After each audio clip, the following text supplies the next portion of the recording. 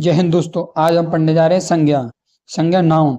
दोस्तों ये सभी एग्जाम के लिए आप टेंशन ना, इससे बार किसी भी एग्जाम में कोई भी प्रश्न नहीं बनेगा संज्ञा से।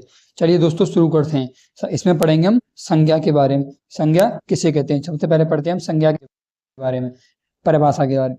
संज्ञा वह शब्द है, संज्ञा वह शब्द है जो किसी व्यक्ति, स्थान, वस्तु, गुण, भाव या किसी क्रिया के नाम को प्रकट करता है। संज्ञा वही है जो किसी स्थान, जाति, भाव इत्यादि को प्रकट करता है, वही संज्ञा कहलाता है। दोस्तों संज्ञा वही है जो इस स्थान, जाति, भाव को प्रकट करता है। दोस्तों ये इंपोर्टेंट है। संज्ञा एक विकारी शब्द है। विकारी शब्द दोस्तों वह होता है जिसमें परिवर्तन हो जाए, जैसे नर दौड़ता है, नारी दौड़ती है।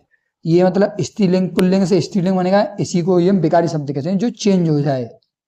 दोस्तों उदाहरण के लिए जैसे संज्ञा है, संज्ञा के उदाहरण क्या है? राम, दिल्ली, कुर्सी, मिठाई, दौड़ना, ये सभी संज्ञा के उदाहरण हैं। चलिए आगे बढ़ते हैं संज्ञा के प्रकार, टाइप्स ऑफ नाउन। संज्ञा के भेद कितने? दोस्तों संज्ञा के 5 भेद होते हैं, जिसमें से पहला भेद है व्यक्तिवाचक संज्ञा। व्यक्तिवाचक संज्ञा किसे कहते हैं? किसी विशेष व्यक्ति, स्थान या वस्तु का नाम बताए। दोस्तों ये मान लीजिए कि व्यक्तिवाचक संज्ञा वही है जो दुनिया में एक हो, वही व्यक्तिवाचक संज्ञा है। जैसे महात्मा गांधी दुनिया में एक थे। भारत दुनिया में एक है। यमुना नदी दुनिया में एक है। आप कहेंगे यमुना नदी तो बहुत सारी है, लेकिन यमुना नदी दुनिया में एक है। यमुना नदियां तो बहुत सारी हैं देशों में, लेकिन यमुना नदी जिसमें विशेष आ जाए वही व्यक्तिवाचक संज्ञा कहलाता है। चलिए आगे बढ़ते हैं। दूसरे नंबर पर आता है जातिवाचक संज्ञा। जातिवाचक संज्ञा किसे कहते हैं? किसी जाति या समूह का सामान्य नाम, इसकी सरल भाषा ये है, जिसके जैसे और हो वही जातिवाचक संज्ञा कहलाता है। जैसे लड़का, शहर, नदी, फूल। देखो दोस्तों नदी आ गया, फूल इत्यादि, इन्हीं सभी को जातिवाचक संज्ञा कहते हैं। दोस्तों लड़का जैसे और भी लड़का होते हैं, लेकिन किसी लड़का का नाम आ जाए, जैसे पंकज आ जाए, तो पंकज दोस्तों दुनिया में एक है। अब आप कहेंगे पंकज का नाम तो और दुनिया में भी है, लेकिन पंकज जैसा कोई नहीं है, इसलिए ये पंकज व्यक्तिवाचक संज्ञा कहलाता है। और लड़का जातिवाचक संज्ञा, लड़का जैसे और भी लड़का हो सकते हैं। शहर जातिवाचक, बहुत शहर है दुनिया में, नदियां बहुत हैं, फल बहुत हैं, यही जातिवाचक संज्ञा कहलाता है। जिसके जैसे दुनिया में और हो वही जातिवाचक संज्ञा कहलाता है। दोस्तों मैं एंड में आपको एक बार शॉर्ट रिवीजन भी दे दूंगा। अगला पढ़ते हैं हम भाववाचक संज्ञा। भाववाचक संज्ञा कैसे कहते हैं? जो किसी गुण, अवस्था या भाव को प्रकट करे।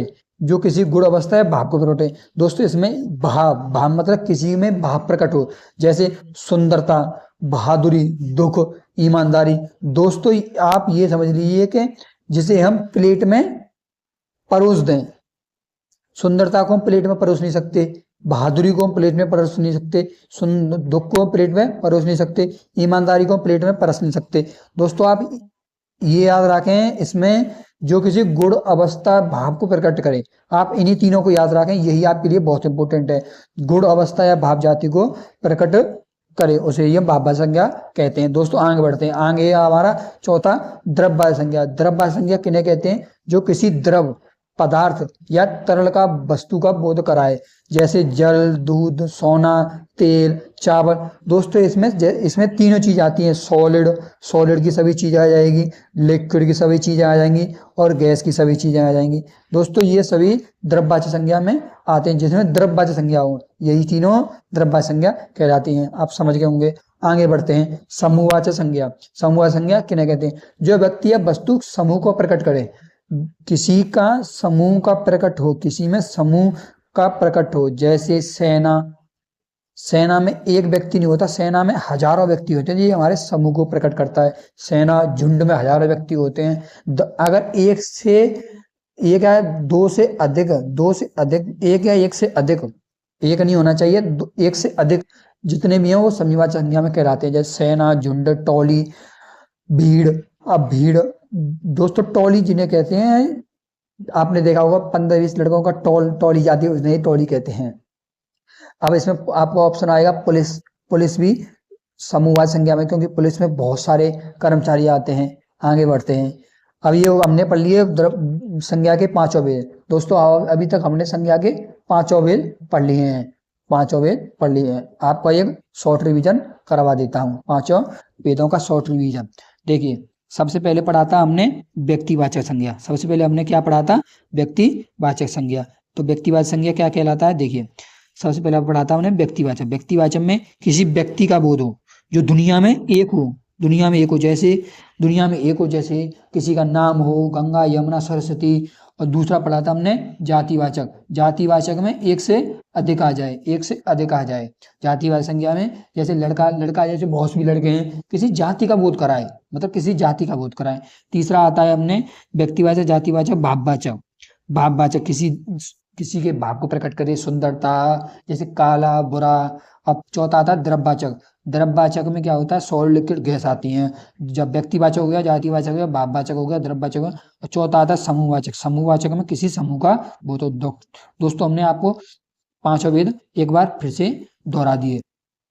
अब पढ़ते हैं हम संज्ञा के लक्षण। एक तो नामवाचकता संज्ञा होता है, जैसे नाम को प्रकट करें, जैसे राम, ये नाम से प्रकट हो रहा है, संज्ञा है। लिंग से भी प्रकट होता है, जैसे मैंने आपको एग्जाम्पल दिया था, नर दौड़ता है। दोस्तों, इसमें क्या है? नर दौड़ रहा है। इसमें दोस्तों क्या है? नर दौड़ रहा है। नर दौड़ रहा है, ये कैसा है? ये हमारा पुल्लिंग है। और नारी दौड़ती है, ये कैसी है? हमारी स्त्रीलिंग है। तो पुल्लिंग से स्त्रीलिंग हो जाना ही लिंग का परिवर्तन कहलाता है। और चौथा पढ़ते हैं वचन।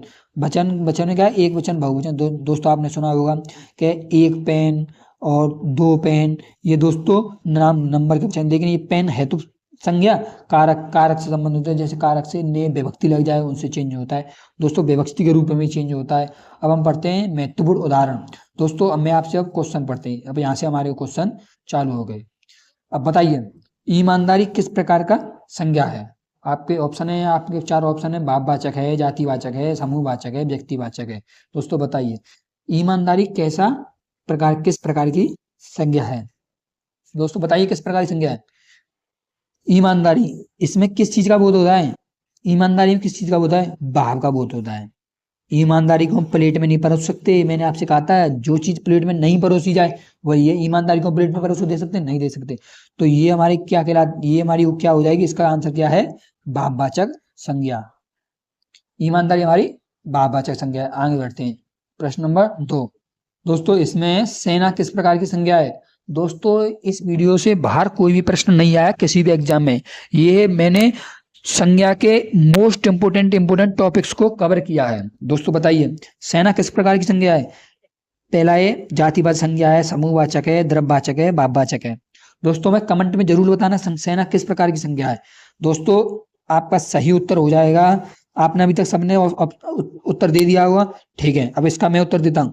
सेना जो है वो समूहवाचक संज्ञा है, क्योंकि ये सेना एक से अधिक लोगों के लिए है, इसलिए ये समूहवाचक संज्ञा कहलाती है। दोस्तों आगे बढ़ते हैं। अब मैंने आपको चार ऑप्शन दिए, क्योंकि आपने ऑप्शन बता दिए, इसमें मैंने ऑप्शन नहीं दिया। अब आपको बतानी दिल्ली किस प्रकार की संज्ञा है। मैंने आपको 5 प्रकार की संज्ञा पढ़ाई है, पांचों प्रकार की में से बताइए दिल्ली किस प्रकार की संज्ञा है। अब मैं आपको लिख देता हूं। पहला है व्यक्तिवाचक, दूसरा जातिवाचक, तीसरा द्रव्यवाचक, चौथा भाववाचक, पांचवा समूहवाचक। दोस्तों बताइए किस प्रकार की संज्ञा है? दिल्ली जैसी और दिल्लियां हैं? नहीं है। तो ये किस प्रकार की संज्ञा हो जाएगी? जातिवाचक, सॉरी व्यक्तिवाचक। दोस्तों मैं आपको यही देख रहा था, आप क्या कहेंगे? इस दिल्ली किस प्रकार की संज्ञा है? व्यक्तिवाचक, क्योंकि दिल्ली जैसी और भी दिल्ली नहीं है। और दिल्ली होंगे लेकिन दिल्ली जैसी नहीं। जैसे दिल्ली में क्या क्या है वो और कहीं नहीं है, क्यों दिल्ली, क्योंकि दुनिया में ये अकेली है। तो आपका सही उत्तर हो जाएगा जातिवाचक संज्ञा। संज्ञा से जुड़े महत्वपूर्ण तत्व जान लीजिए। दोस्तों संज्ञा से महत्वपूर्ण तत्व क्या क्या है? देखिए, संज्ञा, सभी संज्ञा नाम होती हैं। मैंने आपको बताया सभी संज्ञा नाम है, किसी ना किसी का नाम होती है, पर सभी नाम संज्ञा नहीं हो सकते। जैसे राजसी, नाम जैसा लग रहा है पर ये संज्ञा नहीं है। संज्ञा के प्रमुख मुख्यतः वाक्य में कर्ता होता है। संज्ञा मुख्यतः कर्ता के रूप में ही प्रयोग होती है, लेकिन ऐसा नहीं है और किसी में भी प्रयोग हो सकती है। तो दोस्तों हमारी संज्ञा खत्म होती है, लेकिन आपसे हमें अनुरोध है कि कृपया हमारे चैनल को सब्सक्राइब करना ना भूलें। दोस्तों इससे हमें आगे की वीडियो को करने के वो मिलती है, प्रेरणा मिलती है। दोस्तों हमारे चैनल को अवश्य सब्सक्राइब करें, शेयर करें, लाइक करें। दोस्तों धन्यवाद। आप अगली वीडियो में मिलते हैं। धन्यवाद दोस्तों, सब्सक्राइब करना ना भूलें। धन्यवाद दोस्तों, जय हिंद दोस्तों।